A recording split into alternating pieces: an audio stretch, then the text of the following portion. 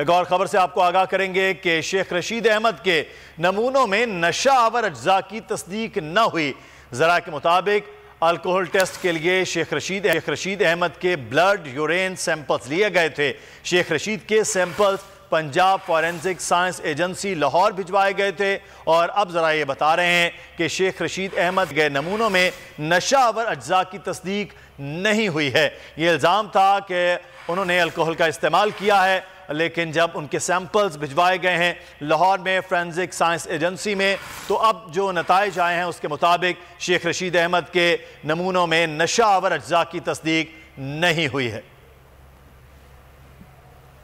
Alcohol test کے لیے شیخ رشید احمد کے بلڈ یورین سیمپلز لیے گئے تھے۔ شیخ رشید احمد کے samples Punjab forensic science agency میں بھجوائے گئے تھے، اور آج بھی شیخ رشید احمد اس وقت پولیس کی کسٹڈی میں ہے، اور ان کی راہداری ریمانڈ کے حوالے سے فیصلہ محفوظ کیا گیا۔ کچھ ہی دیر میں توقع کی جا رہی ہے شیخ رشید احمد کا اب ریمانڈ بھی ہو جائے گا راہداری، اور اس کے بعد انہیں وہاں سے منتقل بھی کر دیا جائے گا۔ شیخ رشید احمد نے آج گفتگو کرتے ہوئے کہا کہ لوگ میری وفاداریاں تبدیل کرنا چاہتے ہیں، مر جاؤں گا، ان کی بات نہیں مانوں گا۔